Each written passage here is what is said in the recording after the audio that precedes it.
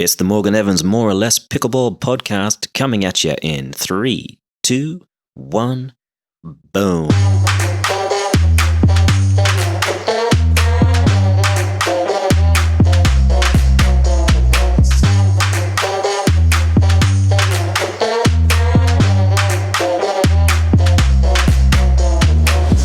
My guest today is Mr. Steve Dawson. Steve is the owner and operator of Bobby Riggs Racquet and Paddle Club in Encinitas, California. He's seen the world, conquered tennis and pickleball, has arguably the best calf muscles the game will ever see, and along the way managed to raise some other incredible players, Callum and Tyler Dawson, alongside his lovely wife Jennifer. Please welcome the man, the myth, the Steve Dawson. How are you, my man? I'm doing fine, thank you. A little steamy, not as steamy as you, but I'm doing fine. Yeah, it's only 117 here today. What is it down there? I'm complaining it's probably 85. Oh, come on. You don't even know you've been born. Jeez. So tell me, how have yourself, the family, and the Bobby Riggs empire been handling the little pandemic that's going on?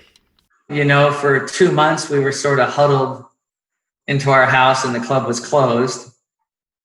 So like every contemplative person, I decided to get the most out of the time. So we enjoyed the family time, and Tyler's medical school closed. He came home. His girlfriend came home.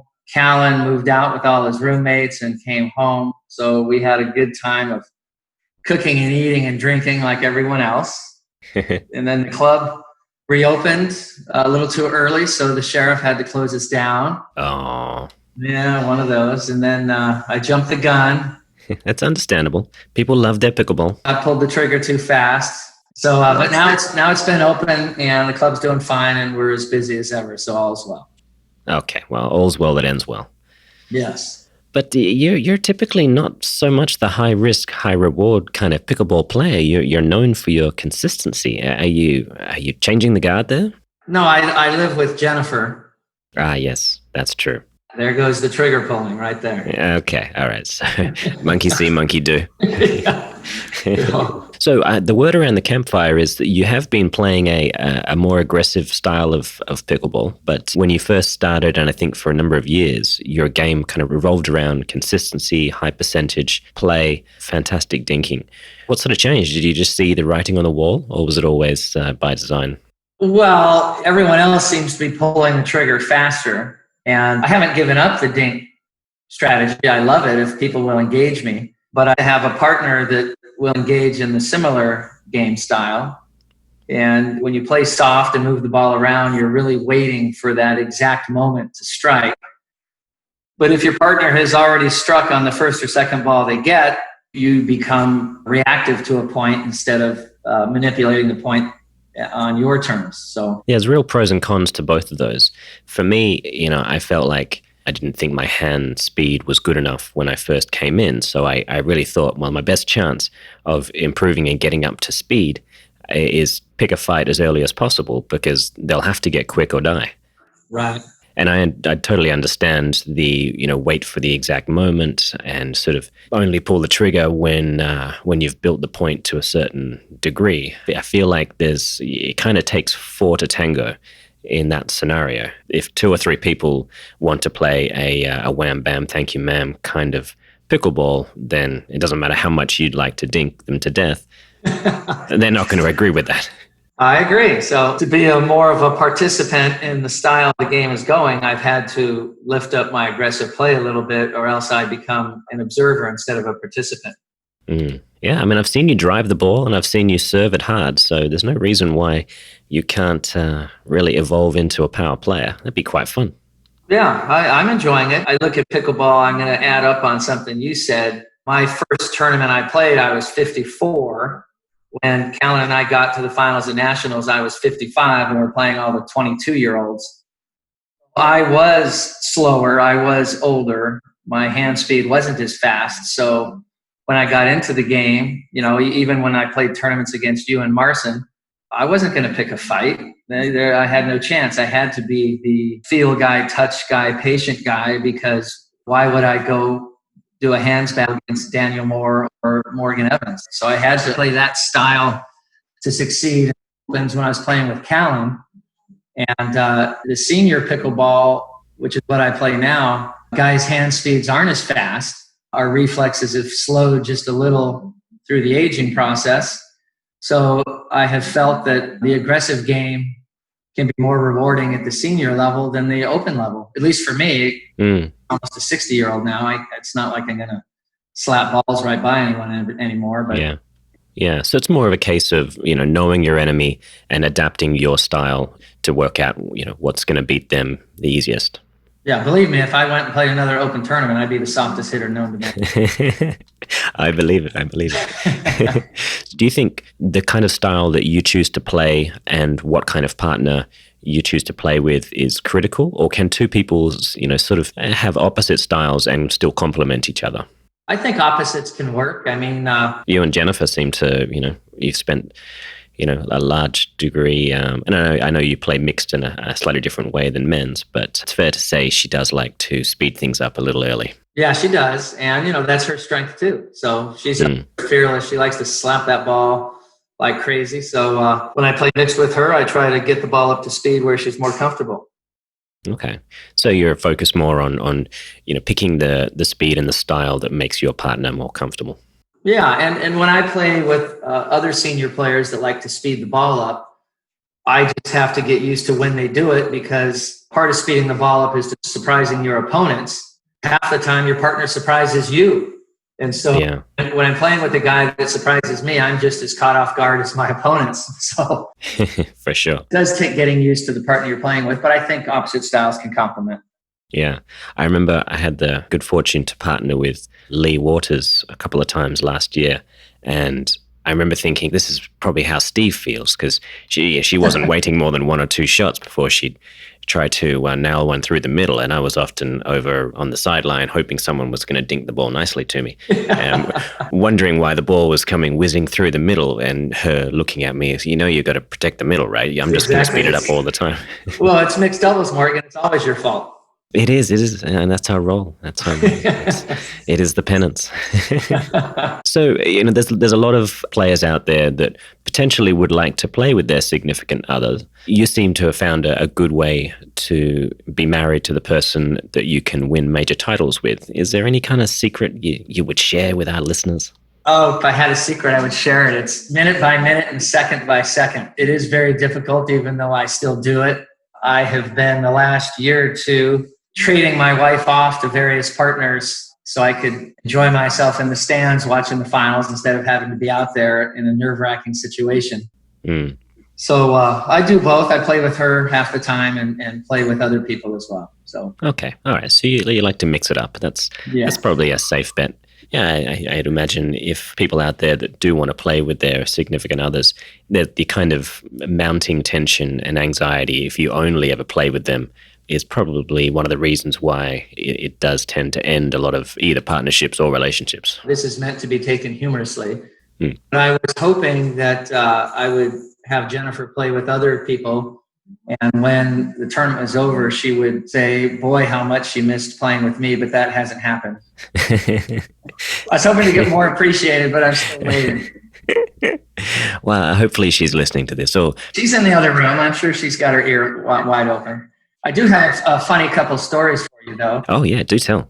In the finals of the California Open last year, Cammie and I had a couple of match points on Jennifer and Chris Miller, and we lost that. So Jennifer got to beat me in the finals of the tournament.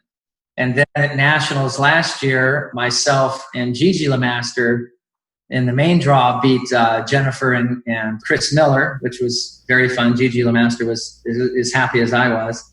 Mm-hmm. So we were resting on our laurels for a few more matches, and then in through the back draw comes Jennifer and Chris Miller, and I was like, I can't believe I have to play my wife twice in the same tournament. And then they came around and beat us. So even though Jennifer went on to the finals, I can say I was 1-1 against her in the same tournament. Yeah, that's fair. That's a win.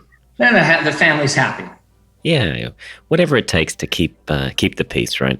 I do whatever it takes. Good man. Sometimes that's still not enough. Well, I'm sure she appreciates the effort anyway. Ah, that's good stuff, Steve. I'll hold you there just for a moment for a quick word from our sponsor.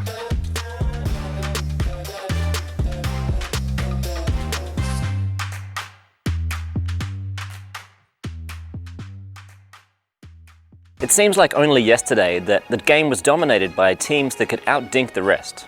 The evolution of the game and the arrival of top-level tennis players gave rise to the age of bangers, and with it, the need to defend against them. The objective of today's topic is how best to neutralize third shot drives. However, a couple more precise objectives are: test your opponent's movement. If you can play the block volley well, then you'll be forcing your opponents to utilize a movement speed that otherwise doesn't typically exist outside the singles court. Dictating the match style. If the soft game is your forte, then you can force your opponents to play that style of game, and you'll have a much greater chance of success.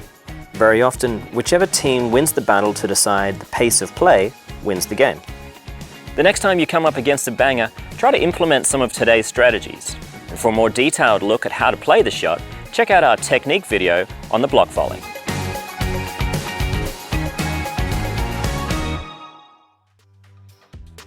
That seemed like good advice. Let's head back over to Mr. Dawson.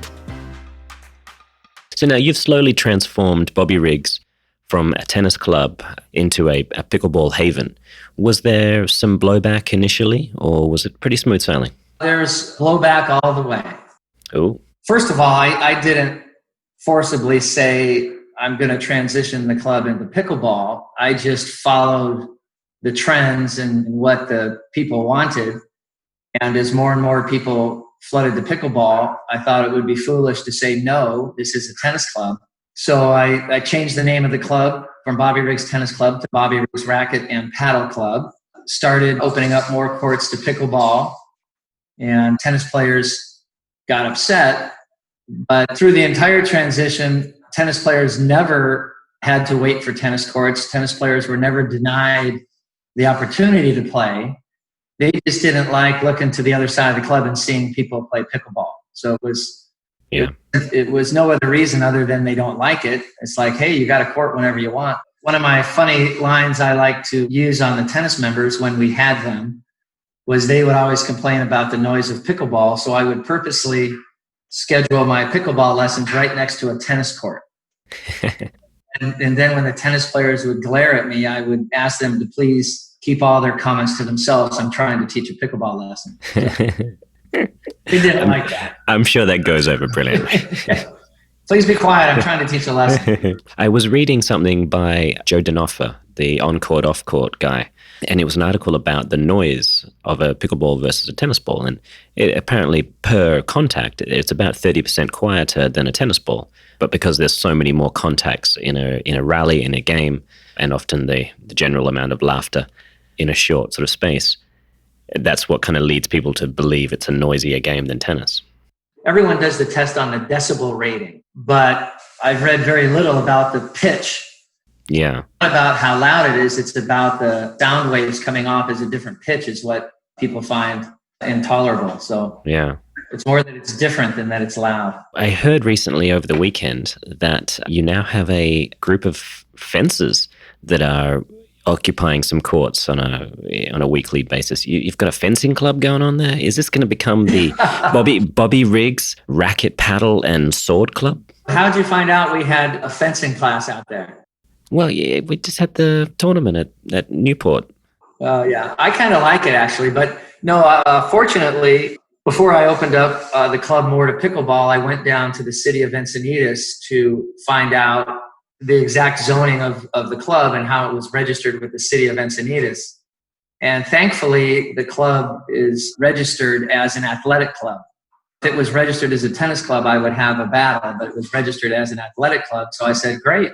Brilliant. I can make pickleball. That's a sport. Tennis is a sport, and so is fencing. And with COVID, one of the local fencing or sword fighting clubs was closed, and they just needed a place outdoors to do their stuff. So a few times a week, a bunch of junior Olympians and fencing people and their coaches put up all their gear and their little foils, and they get out and do their stuff outdoors, which is wonderful.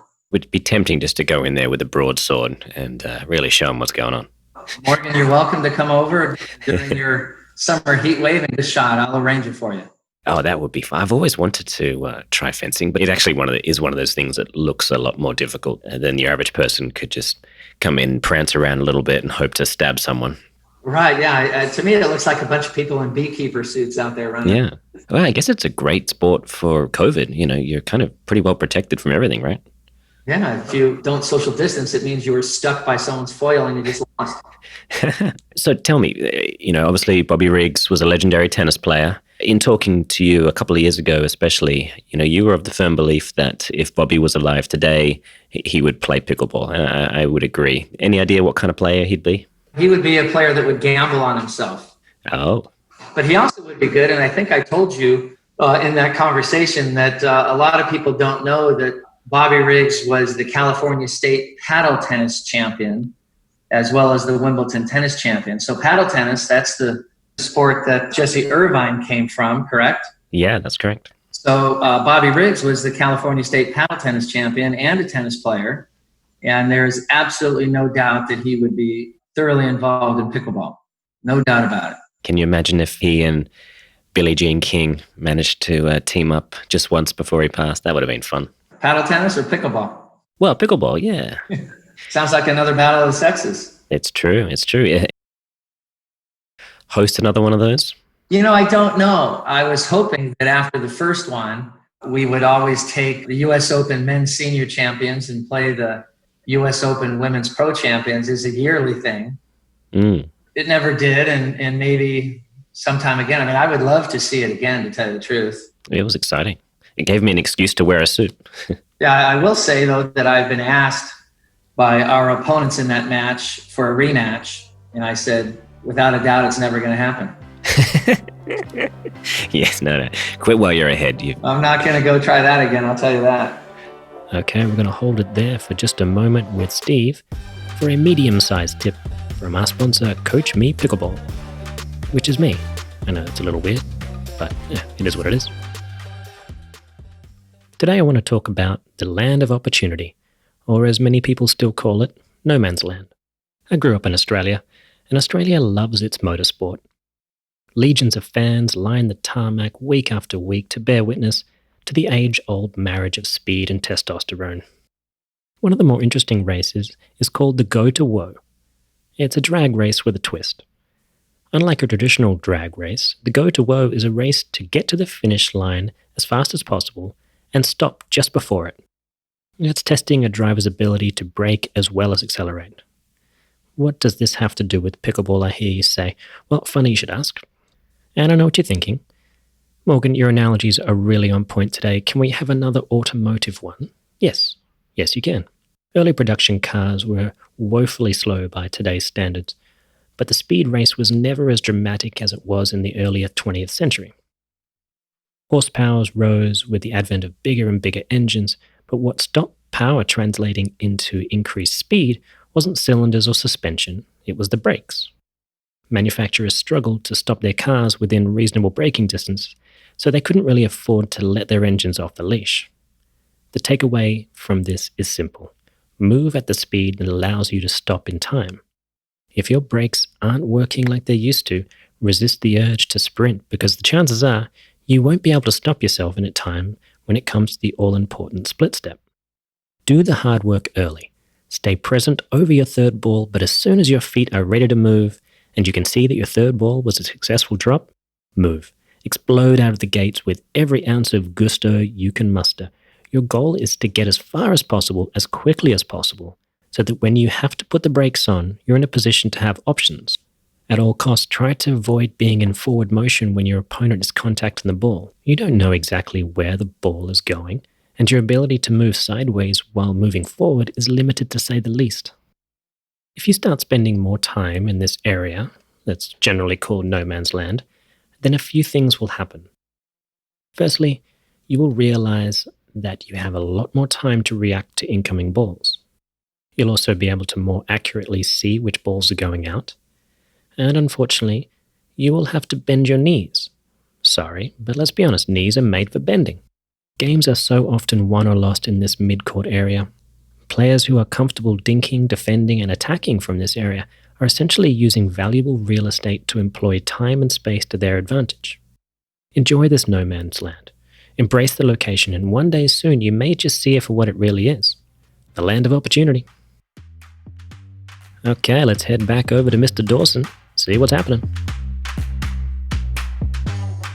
So when it's time to hang up the Bobby Riggs paddle, is either Callum or Tyler going to take over? Right now, Callum has started a few months ago to become the general manager. So he is now teaching pickleball out there 4 or 5 days a week and managing the club and helping run the ProCanix Pickleball Paddle Company as well. It was interesting, he spent 2 years out of pickleball studying to be a paramedic and a fireman, and he finally got hired by the city of San Diego as a fireman, and he did that for a few months and didn't really like it. And it's the day he said, guys, I'm quitting fireman, I got to do something else, was actually the time that COVID hit. And so he quit being a fireman right when COVID hit, and a bunch of his coworkers at the fire department all got sick from transporting COVID people. So, oh, wow. He does not regret his decision at all. Oh, that's perfect timing. Amazing. So I saw him on the weekend, and it looked like he has slimmed down. He looks, fit and strong and playing incredible pickleball.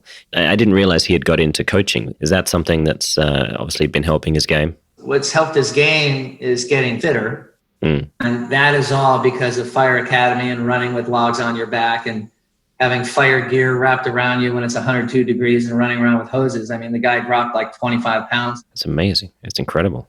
And now it's stayed off, and you saw his results the last tournament. Yeah, it's impressive. Going back to our earlier conversation, he took the soft game and dinking to another level in this tournament and just dinked everyone into submission. So the soft game is alive and well at the pro level of pickleball. For sure. I think one person with the highest level of skill in one of the arenas can certainly change the game. If you're an incredible banger with lightning fast hands, you can, certainly change the game. But equally so, if you have the most incredible ability to cool things off and settle things down, that it just, frustrates someone looking to pull the trigger, then perhaps equally so. It'll be very interesting to see if he's able to, no matter what speed of the ball, always be able to settle things down into the kind of arena that he excels at, the soft game. Yeah, well, it's fun, though. It's fun having different styles and different players that do different things and match them all up. I hope you agree with me that, a fantastic banger is in power player with quick hands is always going to be a real good dinker, but a fantastic dinker is always going to be a real good banger. So it's the person who's perfected their art form, not the art form itself, that determines match. Yeah, I guess the beauty of the game really, isn't it? There's a place for two different skill sets to kind of level out and become that great equalizing factor that keeps us going back. There we go. Have you got any tournaments coming up? Well, I pulled out of this last one, Newport Beach. I was supposed to go on a business trip, but that got canceled. So I went and had a little toe surgery that I'm going to limp around for a little bit. I've got the Las Vegas Open in a month or so. And then after that, the PPA Championships the week after. So I've got 2 more tournaments this year. The APP tournament, the SoCal Classic, was rescheduled from June, the 3rd weekend in June, which is where it's been for 12 straight years. Because of COVID, was moved into December. But a lot of the tournaments have been canceled because you can't have spectators. As you know, one of the greatest things about Bobby Riggs is the viewing balconies and the decks, and you can crowd people in. And all that's in jeopardy with this COVID stuff. So I will have a phone call with Ken Herman in the next week or two to find out what's going to happen with the APP tournament at Bobby Riggs. Okay, we'll keep tuned in for that. How can our listeners find you if they want to come and take a lesson or join Bobby Riggs? All information is at bobbyriggs.net. Perfect. I love it. Well, thank you so much, Steve Dawson. We will speak to you soon, and we'll see you on the courts, mate. All right. Thank you, Morgan. Take care. All right. Take care, bud. I hope you've enjoyed today's episode as much as I have. You can find out more about this episode at pickleball.fm, and you can follow me on Facebook at More or Less Pickleball. The links and info about our guests are in the description and on the website, so please check them out, guys.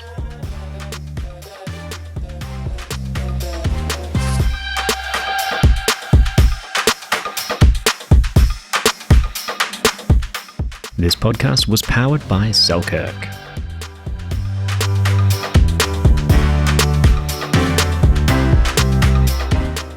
This podcast is also brought to you by the next generation of Selkirk paddle, the Vanguard.